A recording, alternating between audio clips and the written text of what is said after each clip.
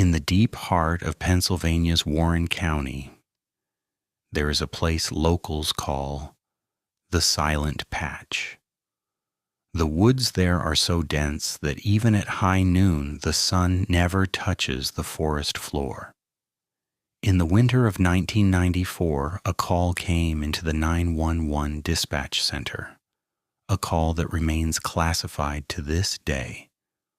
On the other end of the line was 19-year-old Sarah. Her father was a professional hunter, but that night she was home alone.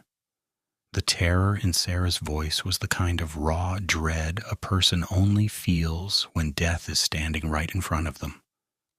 "Operator," she whispered, "I'm at cabin number 4 in Warren County. There's something on my porch. It's walking, but the footsteps sound like wet rags being slammed against the wood."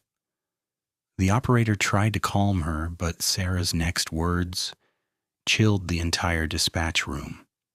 She had looked out the window. In the pitch-black darkness stood a figure nearly 8 feet tall. It was a skeletal frame, and it was wrapped in what looked like rotten gray leather. It had no eyes, only 2 deep, bottomless pits where a face should have been. But the most horrifying part? It spoke to her in the exact voice of her brother, who had died in a car accident 2 years prior. "Sarah, open the door," the voice pleaded. "It's so cold out here." Sarah began to sob. She knew it wasn't her brother. It was a mimic. Suddenly, a deafening thud shook the cabin. The creature was no longer on the porch. It was on the roof. Sarah described the sound of the wooden beams groaning under immense weight as a thick black liquid began to drip through the ceiling cracks. The operator dispatched the police, but the mountain roads were treacherous.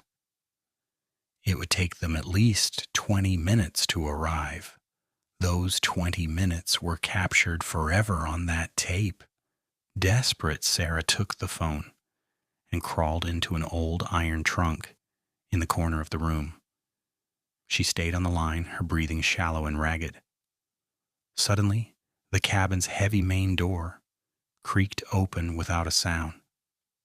Through a small vent in the trunk, Sarah watched. The tall shadow entered. It didn't walk like a human. It crawled along the walls like a giant spider, its limbs snapping and popping with every movement. A foul stench filled the room. The smell of a carcass left to rot for months. The creature stopped right in front of the trunk.